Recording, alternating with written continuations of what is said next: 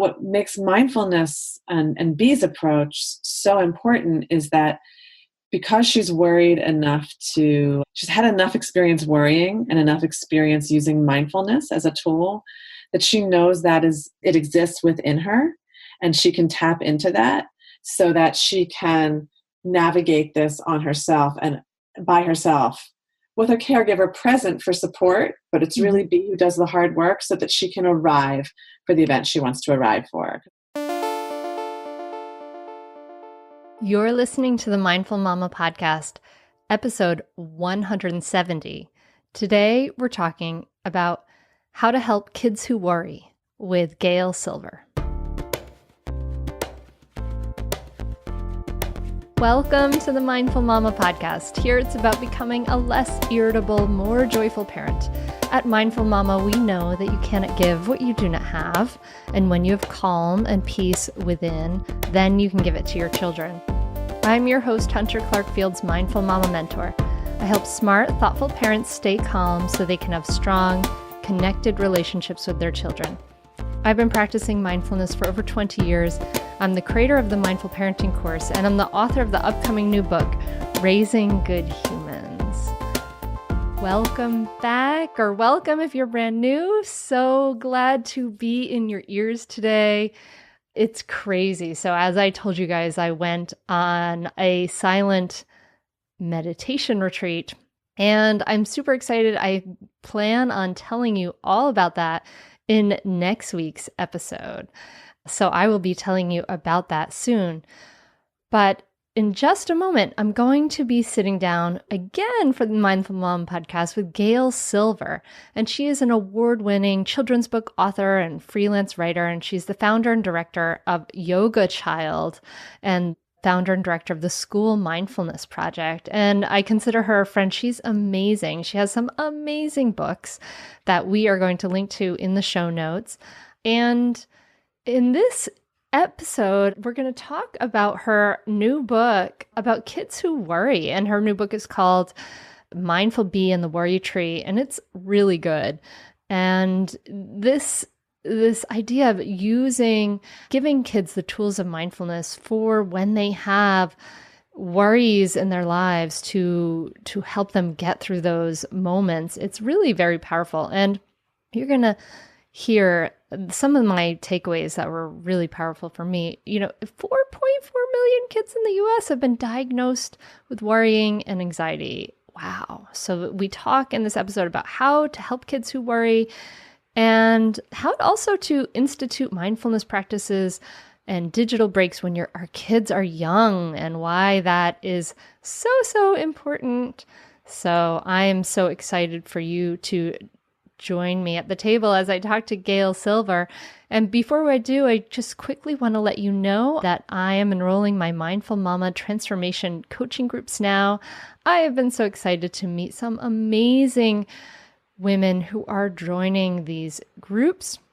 We will be doing our work from August through December next year, and I am enrolling now.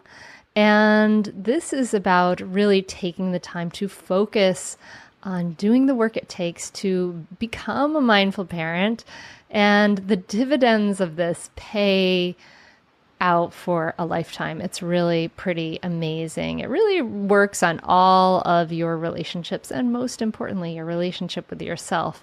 So would you like to work with me? Because if you would, I would love to hop on the phone with you. So you can learn more about it at mindfulmamamentor.com/group coaching. That's mindfulmamamentor.com/group coaching. And if you want to talk to me about it personally, just email me, hunter@mindfulmamamentor.com, and we'll hop on the phone and talk about getting you into either that Tuesday or the Wednesday group. So I look forward to talking to you about that. And now, on to this episode. Gail, thank you so much for coming on the Mindful Mama podcast. Thank you so much for having me here today. I'm so excited to be here. I am so excited for you to be here too, because this is not your first time on the podcast, and it's your second time on the podcast. You were way back in episode number 27. My gosh. 2015. Yeah. I can't believe that many years have passed. And I'm so excited to talk to you because you have written a number of amazing books that I continue to recommend. I Oh, thank love, you. love I love An's Anger still, and I continue to recommend it. But you have written your new book, Mindful Bee and the Worry Tree. Mhm. And I'm just curious I'd love to just start us off by asking about why you wanted to write about worrying in particular. So, Okay. yeah. That's a good question. I think that through my work and through my personal life with loved ones and with colleagues and with children in my various places that I've worked, from the Child Advocate's Office to work through Yoga Child, and even more recently with the School Mindfulness Project, I've seen a lot of kids that struggle with worrying and anxiety. Mhm. But even beyond that, I think that it is the most recent numbers. I think there are 4.4 million kids in the US that are currently diagnosed with anxiety between the ages of 3 and 17. And I think Wow. that's an alarming statistic. But I think anxiety is one of those, we can call it a disorder. I hate that word disorder, but mental illness or character trait, however you want to describe it. I think it's misunderstood. And I think that a lot of people perceive worrying and anxiety in children as just being that. It's just, well, oh, they just worry a little bit. They get a little nervous. And what's the big deal there? And it's really so much more than that.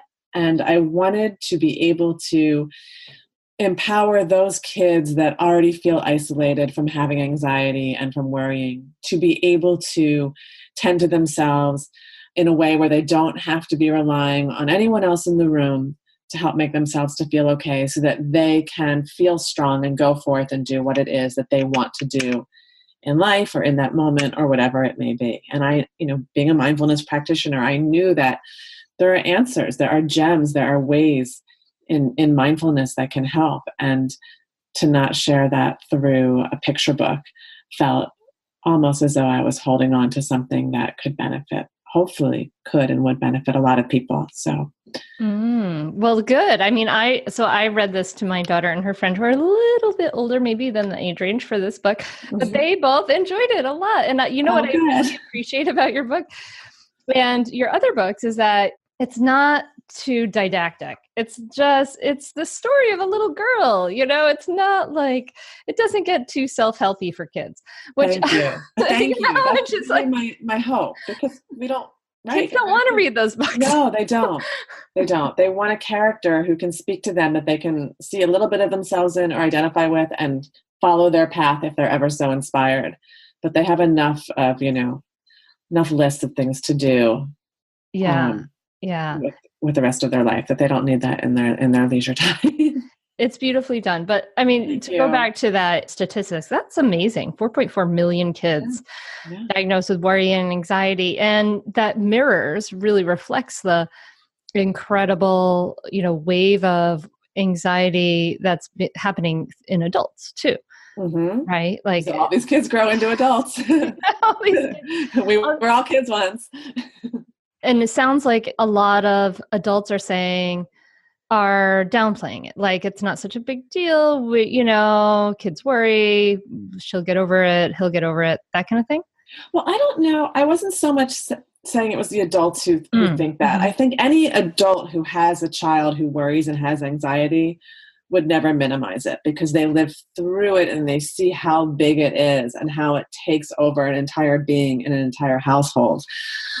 Days, weeks, years, lives. It's enormous. But people who don't bear witness to it, such as the friends of like a friend of a child who has anxiety, right? Mm-hmm. They might not really see what's going on, and they might not know how to interact or be around a child who has anxiety or a friend who has anxiety. And I wanted particularly for the peers of people who suffer, maybe relatives of kids who suffer but don't live in the same household as the child, maybe teachers, maybe caregivers who might not really understand it, who don't witness it all the time, but only hear about it, to sort of see the cycle of anxiety from where it's sort of subterranean to where it blossoms, to what it really looks like at its height, to when it's eased away, so that they can really understand what the kind of havoc it's wreaking on the child and how they can best support them while they're moving through it. It's interesting. It's interesting to me because I've been challenged with anxiety as an adult, and that's something that I've been working with and things like that. But as I don't know, I guess I think back to sort of my perception of just myself personally as a kid, and I think of myself as this super confident kid in a lot of ways. But I guess there were, and I'm just wondering, like, I'm trying, and maybe I just have rosy lenses of the past. I love those lenses. We tend to forget all the bad stuff, which can be nice. And I'm wondering kind of, where is the anxiety coming from for kids? Do you know anything about that? I think, I mean, I can speculate, but, I'm really just, it would be no more than speculation. I think that there's a couple of different things going on. I think one issue is that I think that there's sort of this phenomena that social media and that just, the accessibility we have into everyone's lives has created, and that maybe there's the possibility that there isn't a tremendous increase in anxiety from when we were younger, but maybe it's just we're just more aware of it because of how much people are sharing and people are less private about it. Maybe childhood anxiety went undiagnosed more regularly when we were younger. So that's certainly one possibility. I think that more likely is the possibility that we don't, in today's world, being a child, we don't have those built-in breaks from the things that cause anxiety. Like when I was little, I spent so much time climbing trees and running around and riding my bike and getting out in the fresh air, spending time alone, staring out of windows, being bored. Life was different than it is now. And today, if you want your child to have those kinds of experiences, you have to almost set them up for them and sort of peel away other things that are there and pull things away that, would pull them into the digitized world where all of the things that they'd be connecting with are anxiety provoking. So for example, like if a child maybe is having a little bit of anxiety around some issues at school, maybe it could be a friend or a non-friend or something that's troubling them. In 1978, that kid might have come home from school and, had a snack and gone outside to play with her neighborhood friends and forgotten all about whatever happened at school and headed back into school the next day with a newfound confidence based on her sort of mindful activities, running around the neighborhood and playing with other friends who she feels supported by. But in today's day and age, that friend never really leaves the anxiety-provoking situation, or that child never really leaves the anxiety-provoking situation because they come home and texting in group chats, FaceTiming, or, seeing things through, I guess it used to be Musically, but now that's, you have to be 13 to get on there. And then as kids get a little older, whether it's through Snapchat and Facebook and just whatever is going around through that world, it's always with you. And when kids do go out for a walk, they take their phone with them. So there's just this kind of inability to escape and replenish and reset, which is so important for our mind and our mindset. So I think that's a big component as well. So those are my sort of two thoughts around it. I would love totally to know unofficial people. Right. I would love to know the real answer. Yeah. Well, no, I mean, I think it's fine for us to speculate, but that does make a lot of sense in a lot of ways. I think about that, like that's exactly what I did when I think back to my confident 9-year-old days. It was like always like everything I can picture is outside. Like I was biking through the neighborhood. I was, in this park. I was in this, going to this cafe, doing all these things. Right. And it was always outside, always. And that idea of just that break. And that's true. Like we never really get that break. It's interesting because as we record this, it's a couple weeks before I go on my first 7-day silent meditation retreat. Oh, congratulations. Oh, I want to hear all about it. I have so many questions.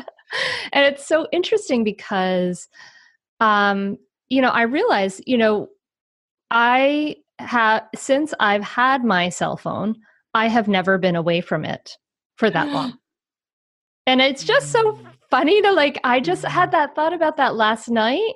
And I was like, that's going to be really weird. And I felt this feeling of oh, it's going to be I just kind of had this feeling of oh my goodness, and I don't feel like a super phone addicted person. I do put it away and I do put it down and I do not leave it alone for I leave it alone for periods of time. Mm-hmm. But it was just interesting to think that I would be completely without that connection to all the things that happen in the digital world. And that, that was in an odd way, slightly anxiety provoking. It was just yeah. But then, I'm thinking about how, but that is one of those breaks, right? That's that escape, replenish, and reset. And that idea of resetting, which I do a lot in smaller ways. Like I do on Sundays, we have a screen-free Sunday, and I just led a retreat for women, and we did, it was very, very minimal for me, phone checking, because I just sort of used it as a tool to play music. But that resetting, it feels so good when I do it, but it's interesting how we can be there can be this inertia of this is how we do things. And we're always doing it this way. And I'm sure that's the same for kids. We're doing it this way. We're always checking. And so it's hard for them to, my daughter who's in third grade reports to me that, because she knows I'm interested in these things. She said, yes, my friend so-and-so at school, he goes home and he plays whatever, Minecraft or Fortnite. And then he does it while he's eating dinner, Mommy. Can you believe it? I'm just oh my God, So I can see that. And that's a kind of progressive public Montessori school. And I'm like, oh my gosh, this is, the norm's got to be just constant digital access constantly. Mm-hmm. And you probably have a lot of experience with this because you're in the schools with your work with school mindfulness projects, right? Right. So with Yoga Child has been actively in the schools for almost 20 years now. The School Mindfulness Project we're piloting our programs now. So we're in our pre-program service phase and meeting with schools administratively right now to start up programming in the fall. But it's I do see it. I do see it in schools. Sometimes my teachers and Yoga Child teachers will report back to me that they couldn't, get the kids to relinquish their cell phones when they came in for class. We usually have a basket that we like to collect them in. And sometimes, some classrooms are less cooperative around that. And some kids will even start pulling out their phones during an after school yoga class. So there's a lot to battle with there. But even in my own household, I was sitting with one of my daughters on the sofa the other day, and I was having a conversation with her, and she started texting with a friend. And I said, come on, can't you just, put that down for 5 minutes so we can finish talking about this? I'd love to look at you when you talk to me. And she said, yeah, sure, I can in just a minute, but I have to respond to so-and-so because she thinks that I'm mad at her because I didn't repost her such and such. It was something, I forget what app she was on. And are you still there? Yeah. Mm-hmm. Okay, all right, continue. Quietly listening. Excellent listening. You wonder, I'm not getting interrupted. Did this person face? So, and I said, well, mad at you. What do you mean?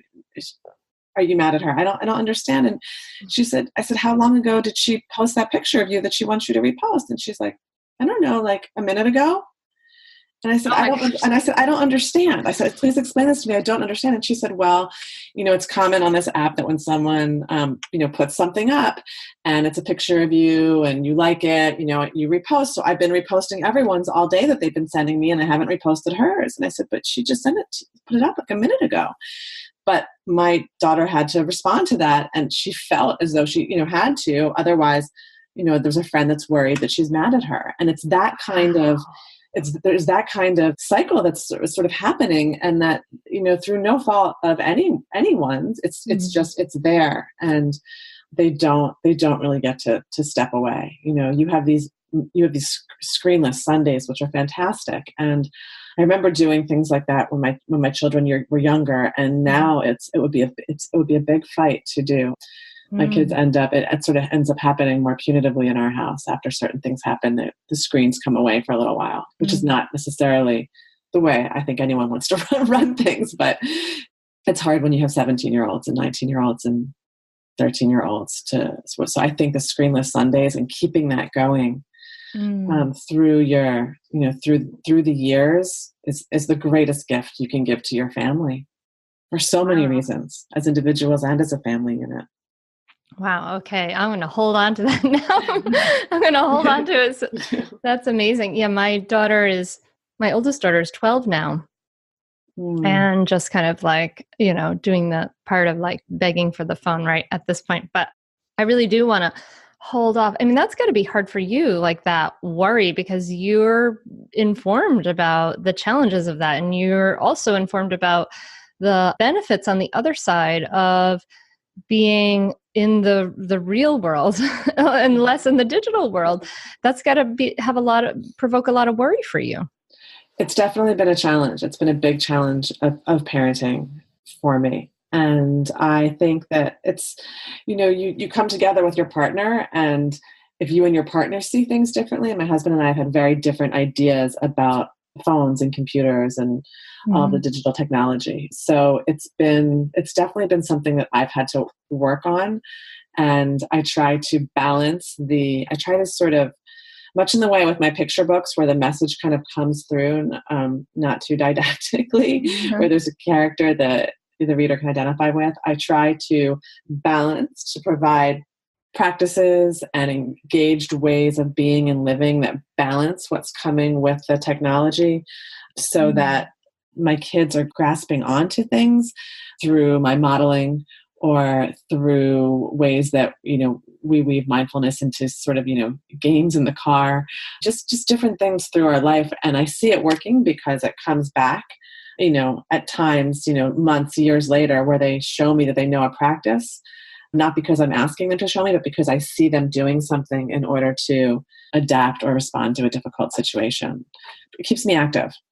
Yeah. And so you're kind of trusting in this base of there's a strong foundation here of awareness of what's healthy and good for us mentally and for our hearts, and kind of trusting that strong base for you. Sounds like. It's challenging, isn't it? I mean, we know what it feels like to disconnect and to tend to our inner landscape. And we know how important that is because we did it when we were young, and now we do it when we're older, when we carve out these pockets for ourselves. But our children who have never had that don't understand how it feels different inside when you don't have it. So they don't get it. And adults who haven't done it and don't reflect back on it as fondly as you and I do, they don't get it either. So it's a tall order and a big job. So we all do our best, right? Yeah, it's a lot. It's a lot to ask people to turn it off. It is. I really do think we are kind of like, the proverbial frogs in the pot of boiling water, like where the water has been heated up sort of slowly, bit by bit over time. And, we're kind of starting to realize that we're boiling, right? Like we're all suffering the effects of the technologies, which are amazing. Like, dear listener, you're listening to this podcast probably on your iPhone, like I'm in your ears, like on your iPhone. And that's amazing that we can have this incredible dissemination of information. And that's amazing. I feel like there's been this amazing learning curve where people are just learning so many things because the information is out there now, but there's these challenges. It's interesting. I guess like in Silicon Valley, there was a whole article recently about how the makers of technology are making sure their kids have these like screen-free lives. Like they're in the Waldorf schools and they making sure the babysitters give them no screen time and show them no screen time and things like that. And that's fascinating, right? To hear that the makers of these technologies are really worried. Yes, it is. It's terrifying. It's terrifying. If I were starting all over again, I would probably do the kinds of things that I know are important and force them on my family when they're very young, so that and maybe not let those things fall away so quickly, like, traveling to places like Plum Village with your kids when they're very young, so that it becomes a regular family habit, right? So that they start to feel that growing up, and they can look forward to that 1 week or 1 month, whatever it is each year, going on family retreats on a regular basis, and bringing whoever in the family you can along, so that you have a partner there, at least, if it's not the whole family, parts of it, so that some people are beginning to experience that on an ongoing basis, where it's not you, the parent levying the rules around it, where they can experience it in a cultural way. In a cultural way. Yeah. I mean, so for the listener, Plum Village is the retreat community of Thich Nhat Hanh. It's in France, but they also have a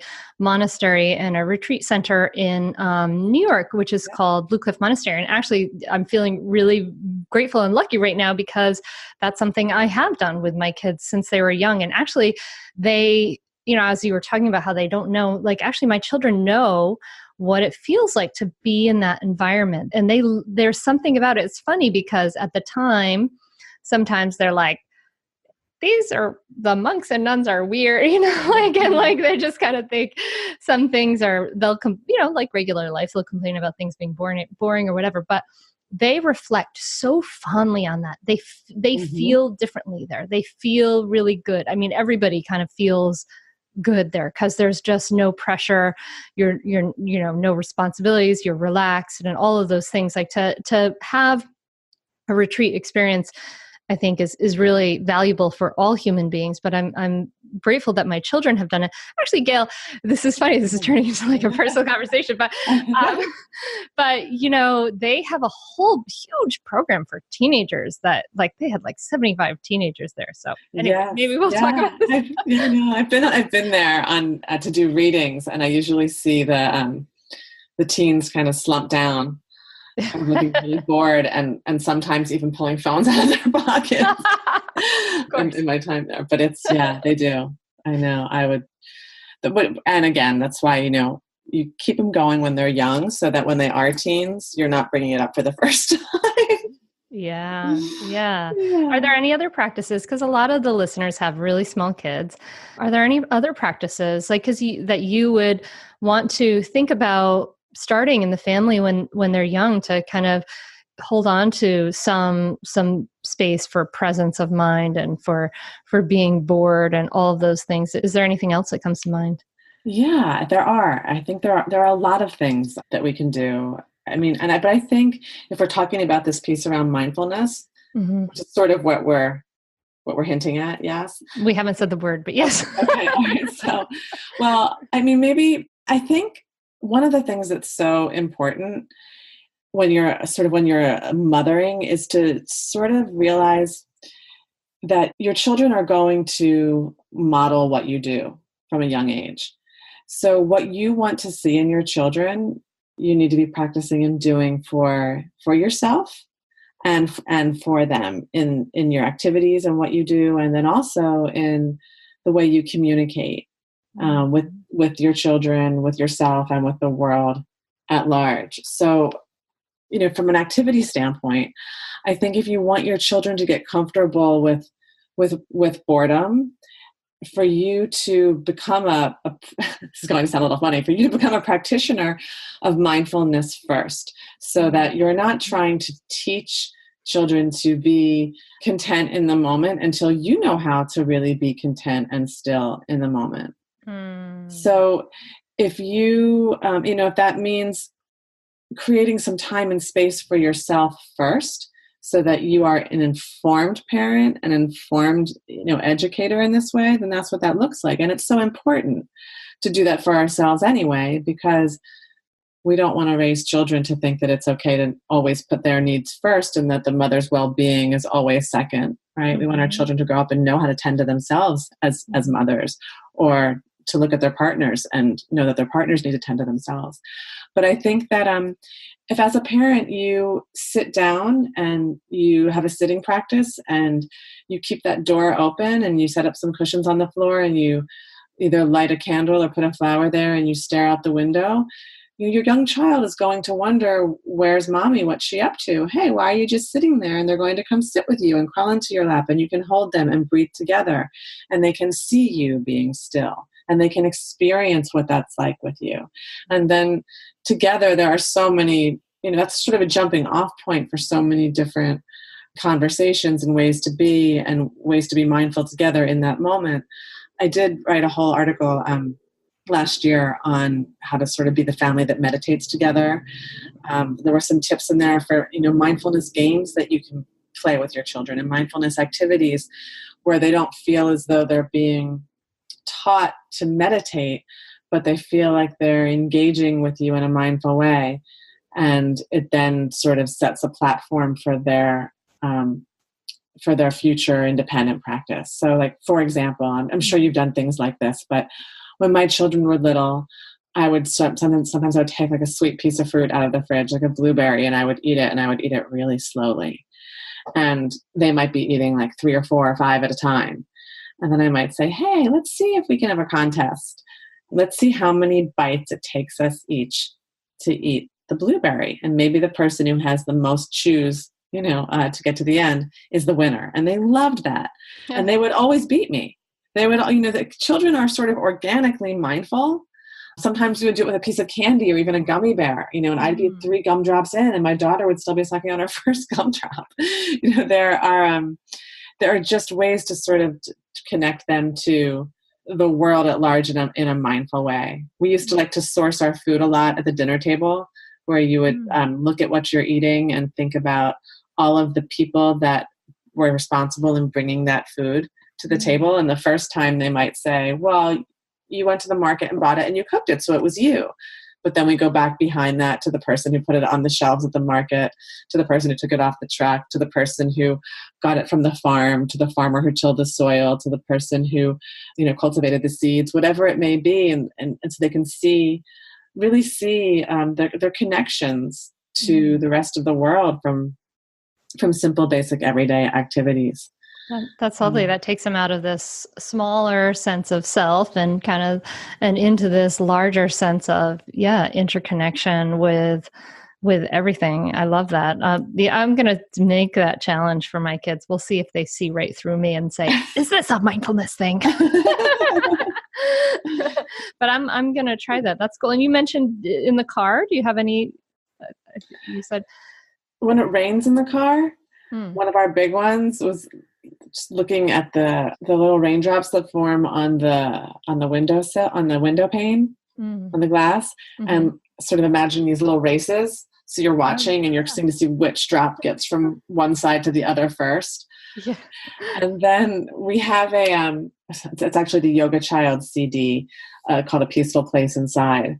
And it has a whole bunch of sort of car-friendly meditations that I guess because we've listened to it enough over our lives, we know them already. So for us, they're very easy to kind of replicate, but it can be as simple as ones that, you could incorporate without having a CD are maybe if you have a route that you go every day. Let's pretend that you drop your kids off at school and you have to drive a couple miles and you get to the last traffic light before the school, or maybe it's 3 blocks from school, to let that space from that traffic light to the time you pull into the school's lot or the school's driveway to be an opportunity to count our breaths and see how many breaths it takes to get from that light to school on a given day.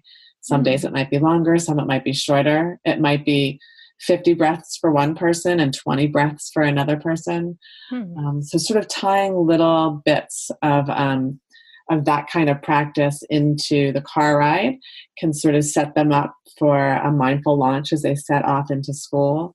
Or maybe if you're on a long car ride, you could do something like that at the top of every hour, just to kind of press the reset button.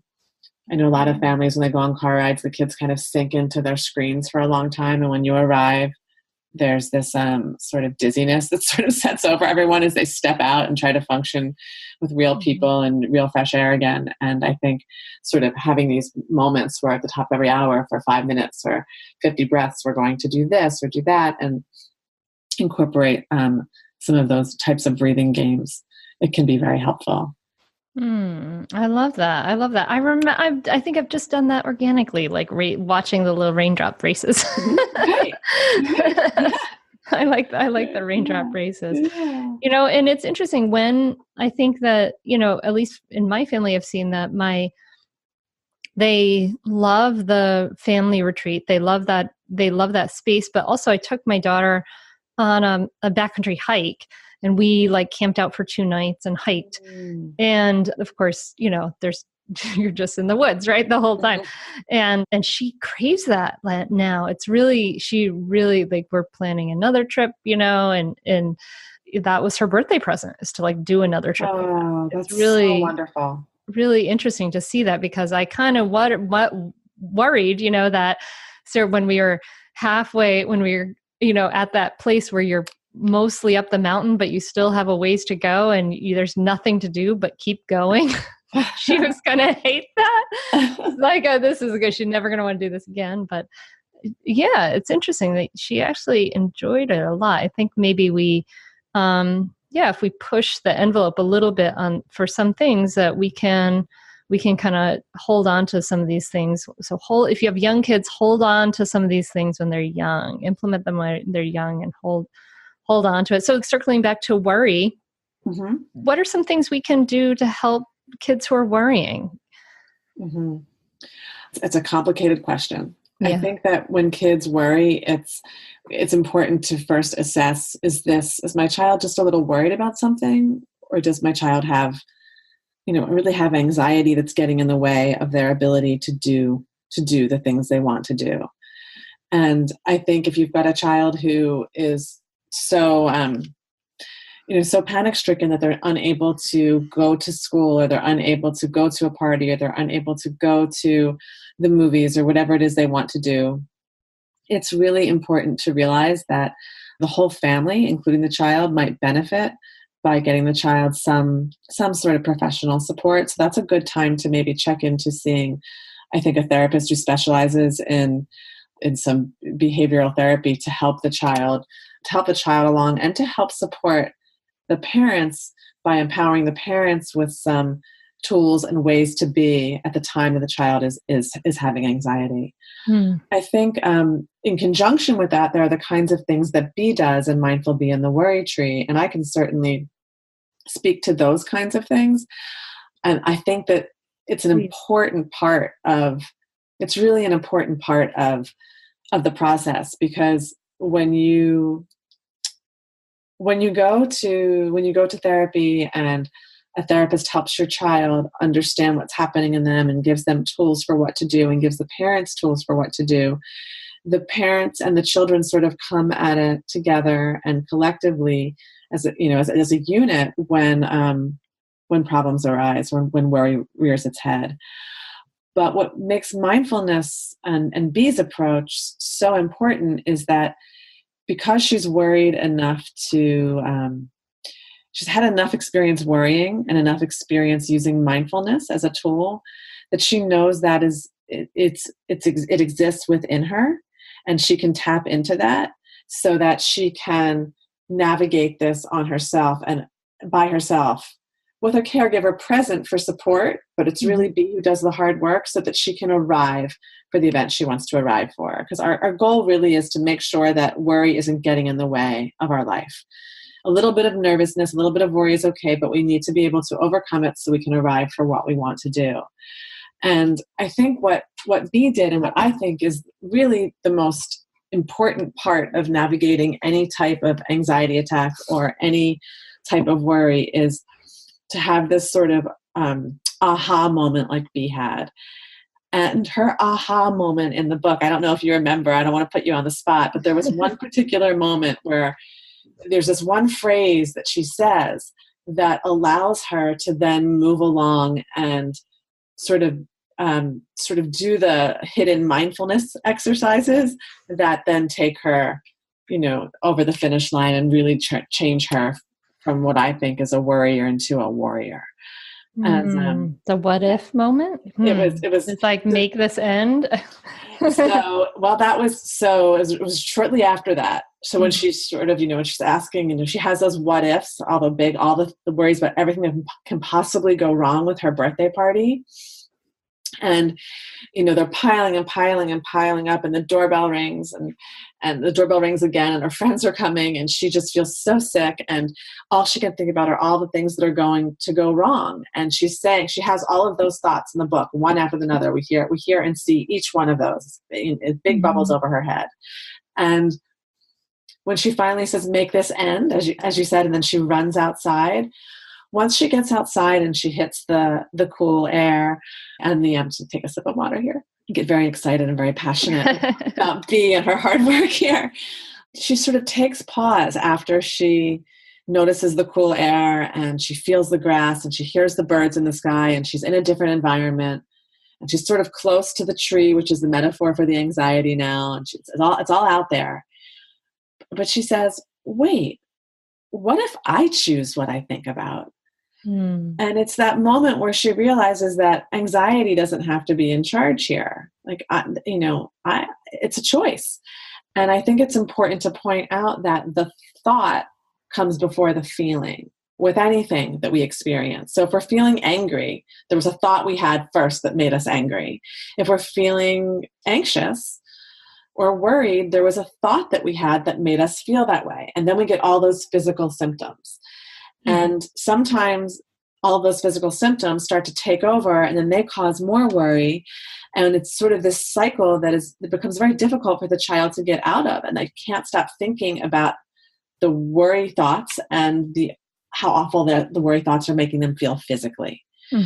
So if they're able to just have a way to pause.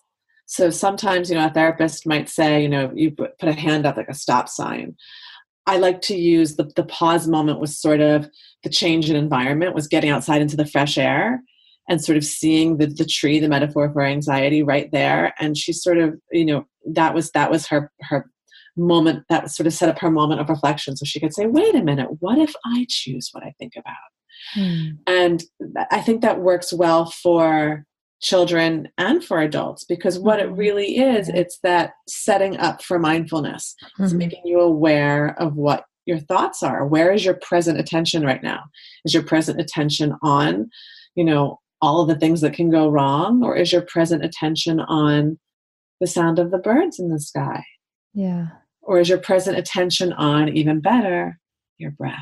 And then she slips into sort of the rhythm of her breath, and the in and the out, and then ultimately into blowing up the balloons, which is really a way for her to focus on her breathing. And that, to me, I think no matter what type of mindful breathing you do, or mindful walking you do, or noticing something in nature, or using a tool that you might learn in therapy through cognitive behavioral therapy, I think that it's that first moment of remembering, wait a minute, I'm in charge here. This is my mind. I can choose what I think about. I know it's help. I don't have anxiety, but I've had things in life that have gotten in the way that scare me. Like I used to be very scared of flying. And interestingly enough, I think I told you this when we last spoke, but it was right around the time that I had to go to Plum Village for work, for the screenplay I was working on at the time. And they had booked me on like 5 different flights to get there. And it was my first time flying without my family. And I was a wreck. And I sort of did all of these crazy things to reschedule my flights, to make them in and out of cities that I thought were safer cities to fly in and out of. And it was nuts. They thought I was crazy by the time I arrived and all the changes I had done. And here I am all these years later, and I love to fly. Put me on a plane, I'll go anywhere. And that thinking was a big part of what helped me. It's that, what if I choose what I think about? So, and realizing that I can set my mind up, and then I can, listen to a favorite song and think about the song and the way it makes me feel, or I can do some, internal chanting, or I can stare out the window and think about how, awesome it is that I'm soaring above, soaring so high above. I get almost this giddy, childish excitement, like, wee, look, I'm flying now. It's really been quite magical, and it sounds so simple and ridiculous, right? What if I choose what I think about? But it's so important for us to realize that our minds have a way of going off without us. And it's the way that we can sort of reel it back and say, wait a minute, I'm in charge here. I love that. I love that. And what's beautiful about your book is that I know from personal experience and other experiences that it's hard for us as parents to be the teacher of this to our children because they just have resistance to talking about uncomfortable things. And, and it's nice to have it come from another child or another source. It's more acceptable often when it's this other source. So Thank you. That's my goal. That's exactly why I put these into picture books. Yes. Exactly why. Yeah. So I'm glad you feel that way. Yes.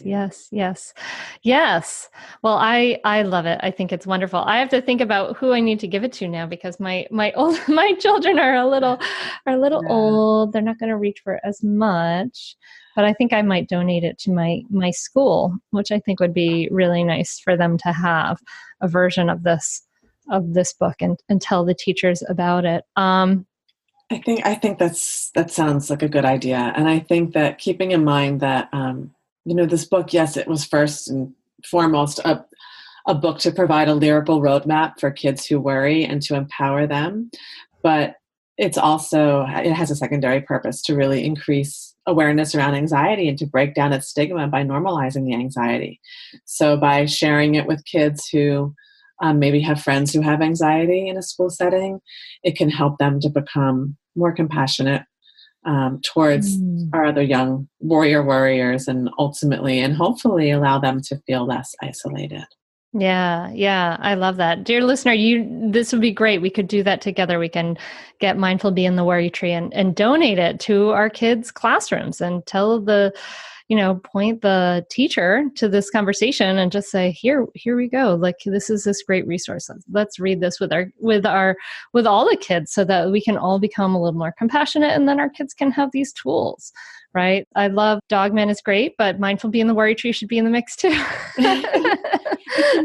I think so. And I think it's important because these books that are published with these sort of niche presses don't always end up on the bookshelves in the big stores. While they're available there, you don't always see them. They're not going to hit you in the face when you turn the corner at Target to get your milk. So letting our teachers know about these books, letting libraries know about these books, letting your friends know about these books, or anyone who has a child that has anxiety know about these books can go a long way. I did the launch reading last weekend, and I got one of the greatest compliments I ever had from a child after a reading. And she came up to me afterwards, and you could tell she was shy, but the way she looked at me and the expression on her face, I could see there was so much happening behind her big, beautiful blue eyes. And it seemed like she didn't want to speak at first, and she walked away, and then she came back a few minutes later, and she said in a very quiet voice, in a barely audible whisper, "I really like the way you describe things." And I said, "Did you mean for the exercises we were just doing together, or did you mean in the book?" And she said, "In the book." And, I learned that from her mother that she struggles with anxiety. And what she was saying was that, I think she's saying, "You kind of nailed it, Gail," that this is how it feels. And those are the kind of thoughts that I have. And I feel less alone knowing that Bee is out there and that she can do this. I can do this too. Yay. Oh man, that's wonderful. That gives me a fuzzy feeling inside, Gail. Thanks for sharing your fuzzy feeling. Yeah. Well, I so appreciate the work that you do. Like, you've taken your journey and you're dedicating what you're doing to spreading the word of these tools to others in schools where they really, really need it, and to kids who really, really need it. And I love On's Anger. So if you want a book about anger, that's an amazing book. And then Mindful Bee in the Worry Tree. But anyway, I just want to thank you. Thank you for coming on the podcast, and thank you for using your voice in this way. It's really, really wonderful. It's part of a wave, and you're really making a difference. It's really beautiful. So thank you. Thank you. Thank you, Hunter, for your lovely words. Very kind sentiment. I love what I do, and it's nice to know that there are people out there who love it too. But I applaud the work you've been doing, and I'm grateful to be here. So thank you for thinking of myself and B and On and his anger and Steps and Stones and Peace, Bugs, and Understanding, which take on a little further along into his elementary years, and for giving us a forum to share, to share these characters with your listeners. So cool. Yeah, and it's always so awesome to talk to you. We'll come back in another 4 years. We'll see what. So if people want to reach out to you, where can they find you? GailSilver.com is my author website. And from there, you can find my Twitter and my Facebook and all that stuff. So GailSilver.com, and then click on all the icons and follow me everywhere. And then take a break once a week. At least. That's funny. You're right. Yes, and take a break. There's lots of mindfulness tools and tips in the following. So you'll hear that. You'll see great suggestions for ways to reset. Maybe I'll send you off with one that's about when it's time to reset your computer. Restart your computer. Use that time to count your breaths. So you're resetting along with your computer. That's a good idea. I like that. Thank you so much. Thank you, Gail. Thank you, Hunter. Have a great trip. I want to hear all about it when you get back. All right. Sounds good. Okay.